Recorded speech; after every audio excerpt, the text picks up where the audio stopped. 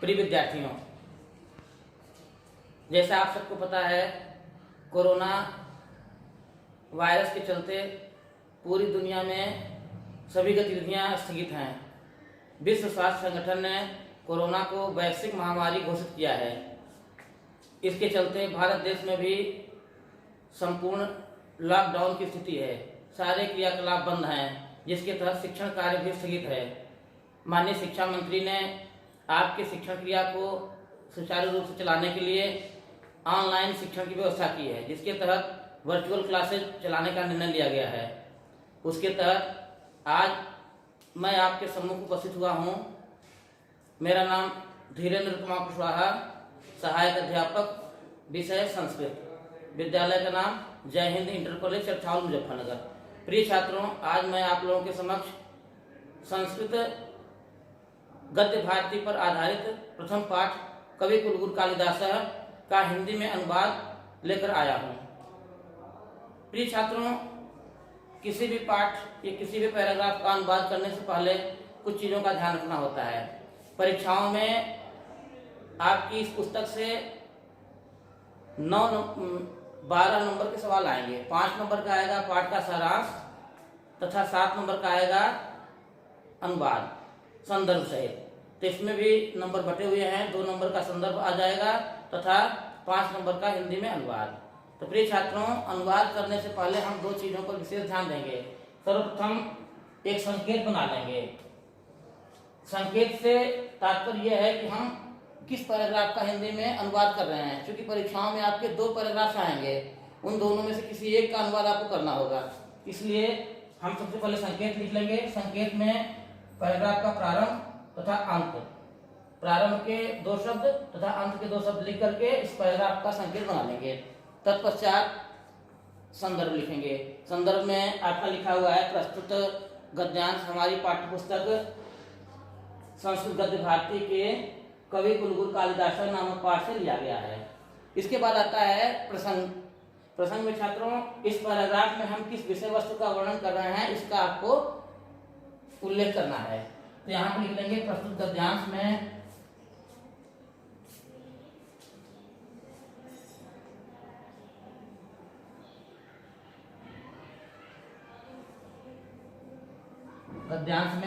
कालिदास के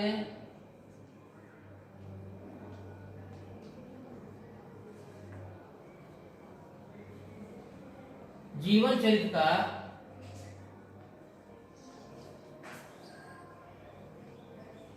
वर्णन है।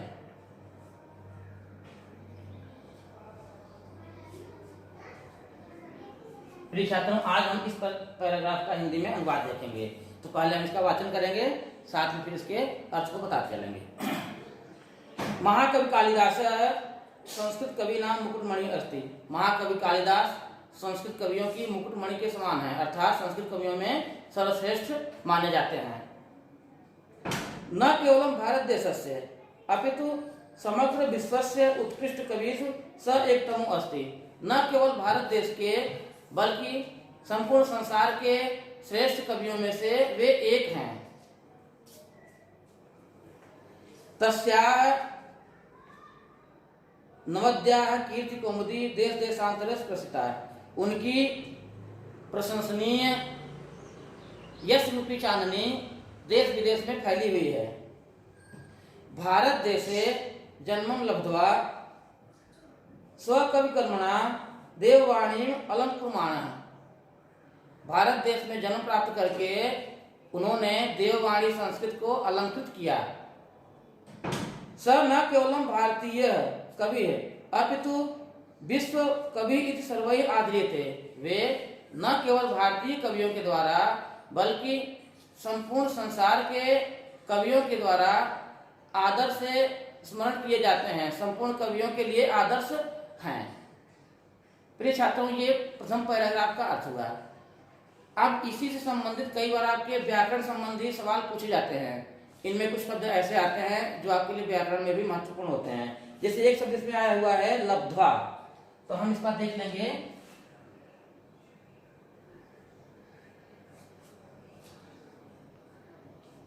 प्रिय विद्यार्थी, इसमें पूछते हैं किस कौन सा प्रत्यय है तथा कौन सी धातु का प्रयोग किया गया है। तो आप इसको ध्यान से देखेंगे। इसमें हम लिखेंगे पहले इसका हम अर्थ देख लेते हैं। लब्ध्वा माने प्राप्त करके।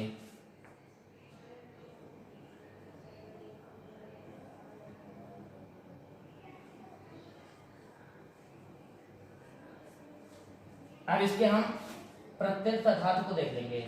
इसमें हो गई हमारी लघु धातु प्लस त्वा प्रत्यय। त्वा क्या हो गया हमारा प्रत्यय। इस प्रकार से विद्यार्थियों लब्ध्वा शब्द हमारा लघु धातु प्लस त्वा प्रत्यय के मेल से बनता है। परीक्षाओं में आपको ये सवाल अलग से भी पूछा जाता है, इसलिए इसको आप लोग विशेष तौर पर ध्यान देना। एक बार पैराग्राफ को ढंग से पढ़ना, तत्पश्चात इसके अनुवाद को समझने का प्रयत्न करना। अगर कहीं समस्या आती है तो आप हमसे संपर्क कर सकते हैं। अगले पैराग्राफ को हम इस वीडियो के अगले भाग में लेके आएंगे। तब तक के लिए बहुत बहुत धन्यवाद।